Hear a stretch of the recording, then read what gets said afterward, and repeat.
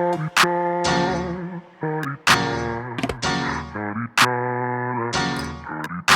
out the way. Who got a watch? Who got the time? I'm raising the clock. Even in my feelings, grind don't stop. Got big dreams, want big rocks. I got plans, you got talk. Heard it's real cheap, but it's really gon' cost.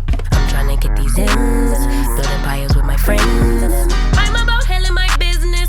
No time for stress over bullshit. You think success is an option? I'm trying to get this shit poppin' like woo. Big moves, my rules. Y'all heavy on the tweeting. I'll disappear a whole season like woo. Who said they looking for me?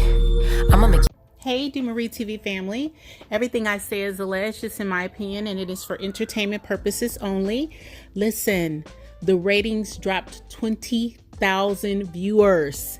And you know what, you guys? I don't even know at this point if it's the blackout. I just think the content is so horrible. It's hard to make people want to watch. It's just not good television at this point. Here, every episode is disconnected. It's no flow to it.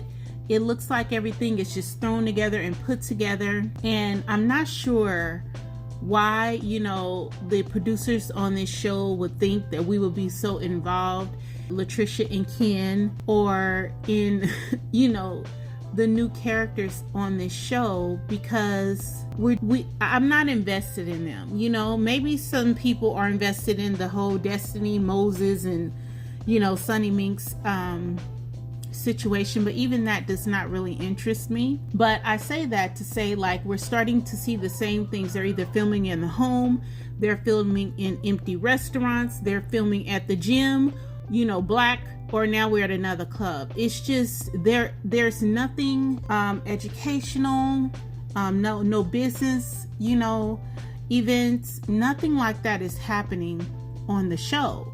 It's just giving low budget. It's giving like the budget has been cut. They did not have a lot of money to film, and it's on its last leg. And that's what the show feels like. They pick back up again where Tish and Latricia and Ken were at their house eating their dinner, talking about her getting a divorce. And she's saying she's afraid to get divorced. I don't really care about this conversation because these people aren't interesting to me. They're not, it's nothing appealing about them. It's nothing about Latricia that jumps off the screen, that wants to pull you in. Ken either. They're just two people that are kind of added to the show. They came out of nowhere. I'm not interested in it. I don't feel like they are enticing or intriguing in any kind of way.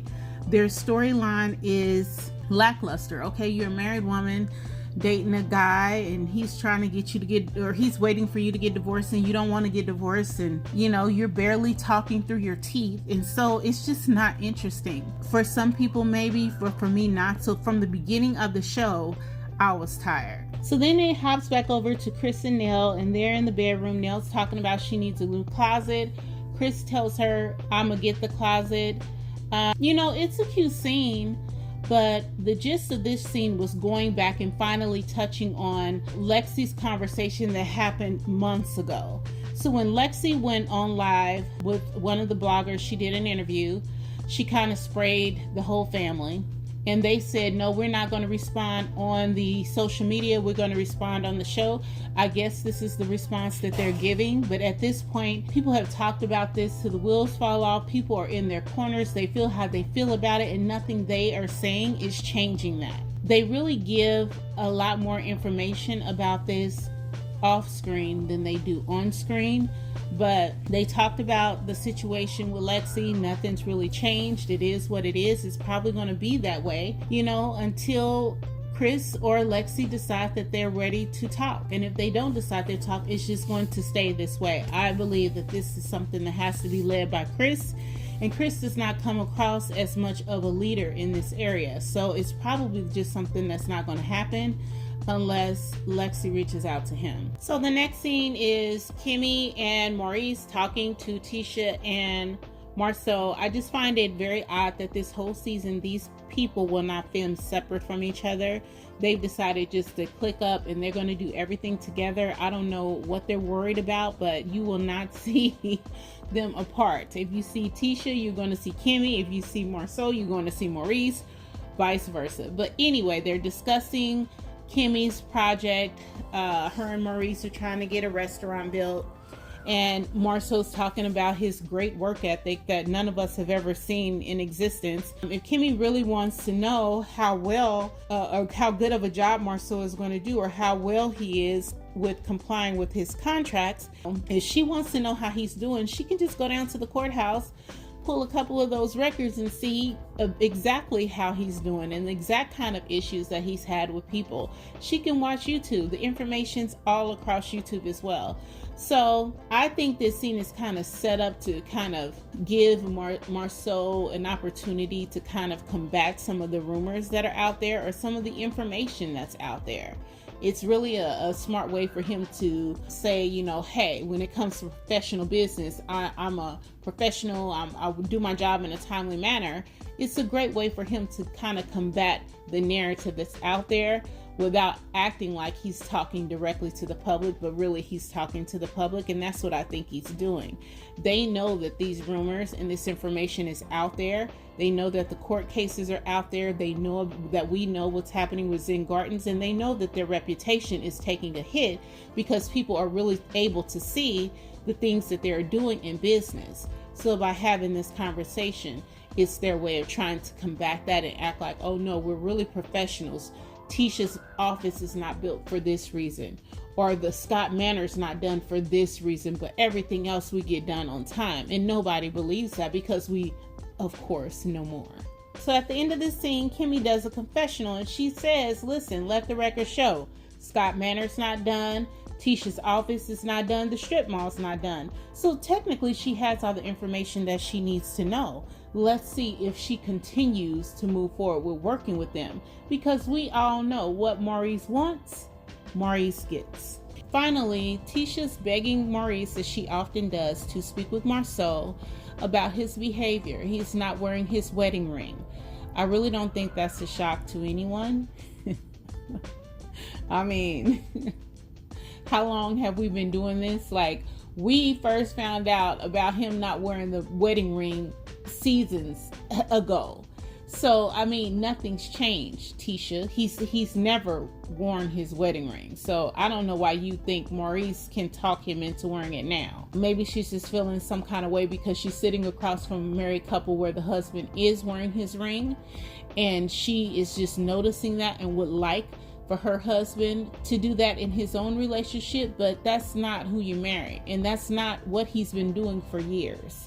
So at this point, is it really a situation that Marceau needs to be talked to about, or is it just something you're going to have to accept because you're still in the marriage? He has not been wearing his ring for a very long time. And then Marceau tells her, what ring do you have on? I bought you a 5-carat ring. When did you buy her a 5-carat ring?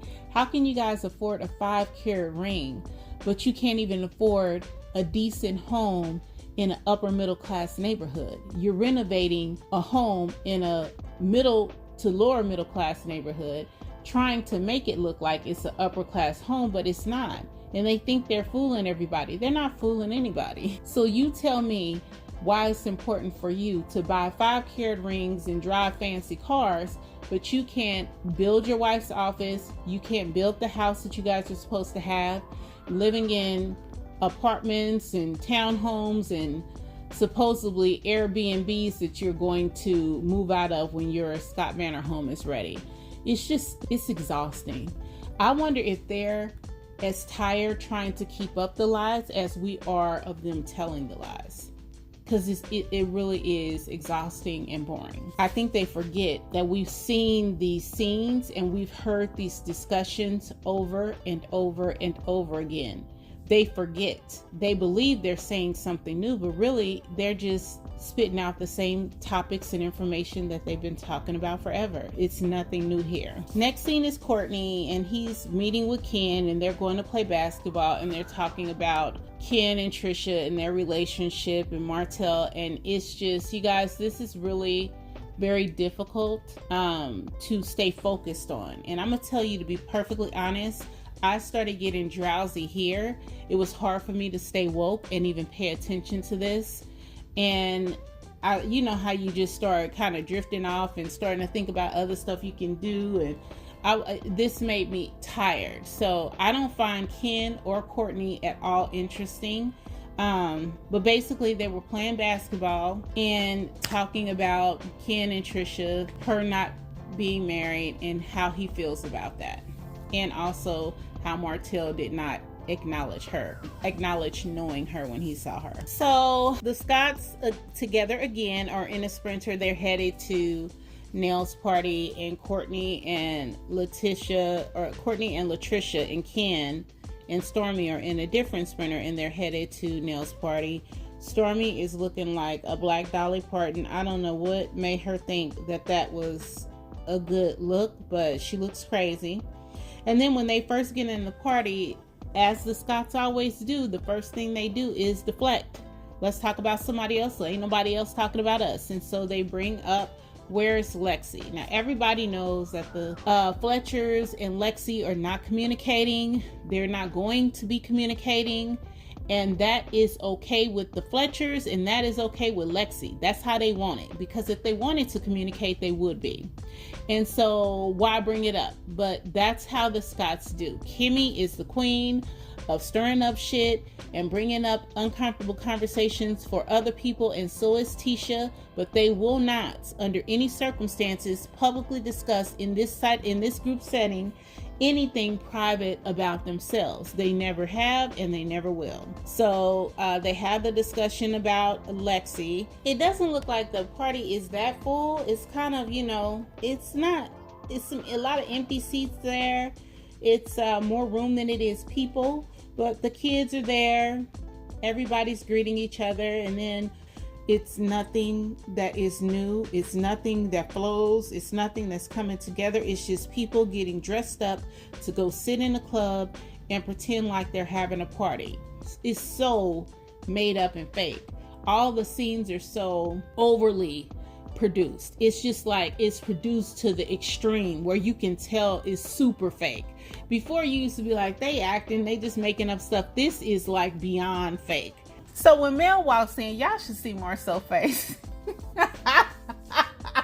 This why Tisha hopped up in her face trying to grab them glasses off, honey. Tisha saw her husband light up like a Christmas tree waving, hey, staring up and down. Marcel is so funny when it comes to Mel. It's crazy how this man just be mesmerized. But Tisha I don't know if the mere sight of Mel makes her feel inferior, or if she just feels less than, because she just started acting inappropriately. Jumping up, grabbing her hands, touching her glasses, take them glasses off in the club. It was just extra. Now, I understand she'd been drinking, but still, just because you drink don't mean you would be doing all that. It screams insecure to me. It just feels like she's very insecure at the sight of Mel. And I don't understand why she is still like that. At this point, you would have thought she'd overcome it, but she's still right where she's always been. It's like watching this Tisha is watching Tisha from season 1. Nothing has changed. She hasn't grown. She hasn't gotten more self-confidence. She's right where she was. And that's just crazy to me. Tisha trying to start stuff. You said Marceau said something you didn't appreciate. Girl, ain't nobody here to talk about Marceau and no issues with Marceau at a birthday party. That's not the right time or place to do that. And Mel just told her, I'll talk to him about that at a different time. Tisha is just extra. She's always just way too much. Just way too much. The insecurity that just like oozes out of her and Stormy is beyond me. It's not like that with Kimmy. It's not like that with Nell. But Tisha and that damn Stormy, they are so insecure around Mel. It's just almost like craziness. Even Destiny is not like that around Mel. Destiny is shady as hell. She's deceitful. She's envious. But these two, Stormy and Tisha, it's like the mere sight of Mel makes them shrink. And I don't know why they behave that way or they act that way. But it's always a competition. It's always like they're doing too much to try to, make up for whatever they're feeling when they're around her. It's a very odd dynamic. It's very strange. Like, Stormy, what made you wear that? You know what I'm saying? Like, why are you dressed like that? Your boobs are barely inside of your chest. And you're at a family function. You're at a birthday party for one of your friends, and her kids and her sons are there. Why are you dressed like a street hooker? Like you about to go audition for Pretty Woman, the 2025 version. You know what I'm saying? Like, where are you going? She just looked crazy, and it's way too much. And why does your hair have to all of a sudden be blonde? Because Mel went back to blonde? That woman should have never cut her hair to wear a bunch of crazy ass looking wigs. And you sell hair products. I do not understand that. It's just crazy. But Mel immediately, no, I don't know what y'all on, but I just got to the club. Like she's saying, Tisha, you doing too much. And so finally Tisha let her go so she could go have a seat. So she went and sit next to Kimmy, because basically where else was she gonna sit, honey? You don't want to sit around nowhere near Tisha. And I'm gonna just keep it 100 with y'all. This is when I'm just really drowsy. Like I can barely keep my head up. So Stormy walks in and Tisha's rolling her eyes. And she's looking at her like, ugh. Stormy walking in with Courtney. Tisha ain't liking that either because she ain't getting along with Stormy. And then once Nell comes in, Nell starts breaking it down. This outfit she got on is in a ponytail. It's a lot. It's a lot. Listen, I've seen Nell look real like fire. But this was like almost a miss. I didn't like the ponytail or the like disco ball outfit, but it's her birthday, girl, do you. Tisha starts in with Nell. Nell comes in, she's breaking it down with Chris and they bumping and grinding like they do. And I think it's funny because we used to always see Chris alone dancing, but now that you see them together, that's just what they be doing. But Tisha starts firing shots and telling Nell, y'all names too close, so like I'm gonna just start calling you.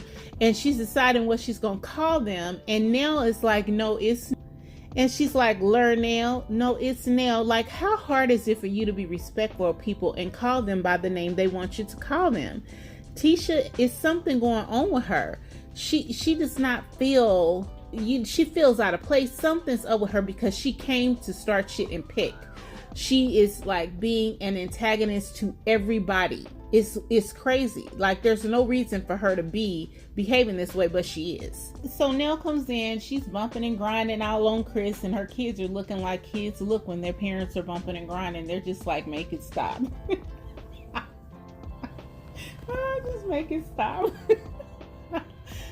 But then Nell said something really crazy. She said she's only had one other birthday party in her whole life. And I'm like, what? That's kind of weird, right? Like, that's odd. So I thought that was strange. So she, of course, is, wanting to have an amazing time. If you've only had one other birthday party in your life, like, this is a happy moment for her. So, people should be on their best behavior. Tisha. Here comes Tisha talking about her age and you look 30 and why you ain't got to be ashamed to say your age. Age ain't nothing but a number. And Mel said with all these drinks she's throwing back, she turning into Wanda Jr. And that's exactly what she's turning into. She's loud, she's obnoxious, she's making a fool out of herself. Her hair is not right, her's not right. Compared to the other women, she's underdressed. She's just not looking the part. She don't look right. She looks, she don't look right. I don't know how to, it looks like she on a struggle bus and she trying to keep up with everybody else. Kimmy look good. I like Kimmy's hair. I like Kimmy's makeup, her dress. I like everything. Mel, of course, looks amazing. Okay. She has on her jumpsuit. She looks amazing. Now, I'm not a fan, of the high ponytail in the outfit. To me, I've seen her look so much better than that. But Nell's beautiful. So, she still looks good. I don't like Stormy's outfit, but Stormy's body is banging right now. But I don't like what she's doing with her clothing and the hair. And of course, Latricia built like gorgeous body. Not a lot of personality, and she can't effectively communicate, but her body's banging. It's just like, listen, we all can't have it all, okay? We're strong in some places and weaker in others. Nobody is perfect. Nobody is. But her body is it's beautiful. But then you have Latricia. Her hair is just like, I don't know what's going on with her. Marceau looks better than Tisha. Like, he is dressed to a different caliber than Tisha. She just looks, something's off with her. Now, Marceau, Courtney asked, do y'all want a bottle? And Marceau says she don't want no bottle. And she said, yes, I do. Marceau can see that she's doing too much and he's trying to will her in, but she ain't coming. Now here comes Stormy talking about she want to do a fitness competition where everybody knows Stormy on that Ozempic. Listen, girl, you have not been doing nothing but putting that shot up in your stomach. Like everybody else in America. Trying to act like you've been in the gym working out and eating right. Girl, you are taking Ozempic and lost your weight and now you trying to tone up. I get it, but you just really extra. When she talking about she wants to train for a fitness thing and she's so locked in, Mel's doing that fake nod. She just nodding her head like she's interested. Mel looks like she's just buying time so she can go home. She don't even look like she's enjoying herself at all. And I'm gonna tell y'all, this right here, this is the last part of the show I remember. Okay, this is when I fell asleep. When I woke up, they were still on the Patreon, had moved on from the show, was talking about a whole nother topic, and I had to come back 2 days later to finish watching the episode to even do my review. I literally asleep while we were watching the show in Patreon. Fell the hell to sleep. Woke up after the show is over and they done moved on to a whole nother topic. It's crazy. I don't know what to say. It pains me because this show used to give me so much life. It was so good every episode, and to see it just go down like this, it's really kind of sad. It's just, at some point, it's better to pull the plug than to let people just watch you go all the way down. Like, pull out and come out while you're on top. You know, bow out gracefully. But just don't let it run itself into the ground and let people watch that happen. These scenes are too orchestrated. They're fake. The relationships are not real. The friendships are not real. It's forced, and it feels forced. You know, it feels very forced. I don't know what to say, but Love and Marriage Huntsville is not the show that it used to be. It's not giving what it used to give. They've thrown a lot of things at us, hoping that some things will stick, but really nothing is working. I don't know how they're going to turn this around. It is incredibly boring. And if I was not a fan of Mel and had not been watching this for so long, and I reviewed Love and Marriage Huntsville, I would have cut it off a long time ago. I would have cut it off.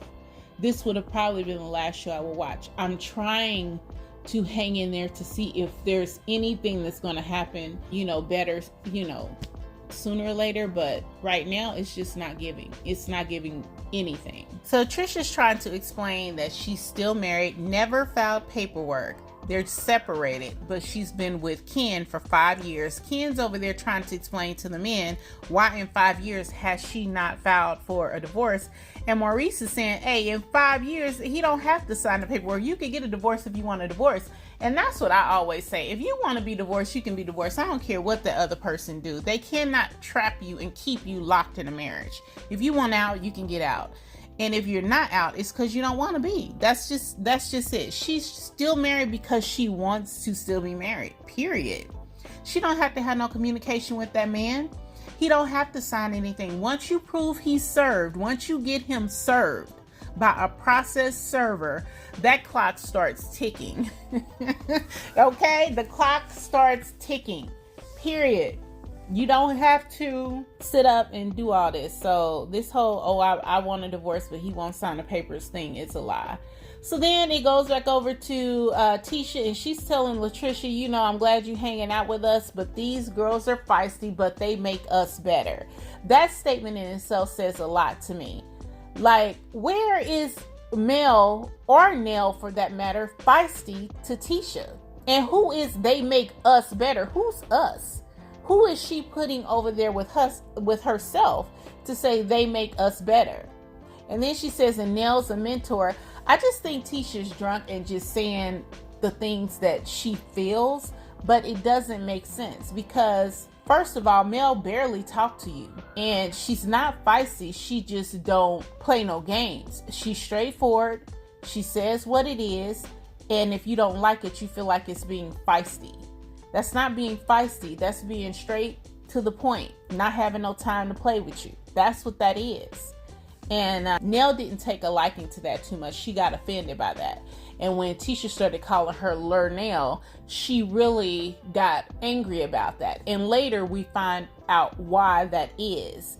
Apparently, Lernell is something that her mother used to call her, and it's not something. Lernell is her real name, and that real name was called, that's what I believe it's her mom. The only person who used to call her Lernell was her mother, and her mother's passed, and so she did not appreciate Tisha disrespecting her wishes and calling her Lernell. She wants her to call her Nell. Lernell is something that she has reserved for her mother. Tisha can't understand those things. She's drunk. So it starts to spiral out of control. So Tisha is basically ruining a night that could be good. This is only Nell's second birthday party and she's messing it up. And there you go. That's Tisha. I'm sure she's going to have a great explanation for this later. But in the moment, it's giving exactly what it is. She's drunk, she's acting crazy, she's doing too much, and she's ruining a decent party. So that was it in a nutshell. They keep running the Mel and Marceau conversation in the commercials, trying to make us think it's going to be in the next scene, or it's going to be in the next episode, or the next episode, or the next episode, and it hasn't come yet. I think it's sad that they keep throwing that out there to get everybody to watch. Hopefully we'll get some numbers tomorrow and they'll be right where they need to be, less than what they were last week.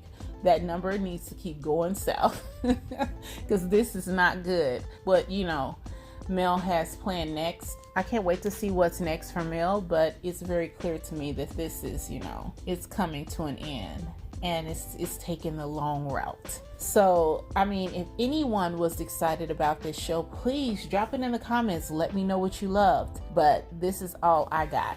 Okay, like the video, subscribe to the channel, and I will talk to you guys. Why do you feel like Tisha's acting the way that she's acting? Do you think it's insecurity?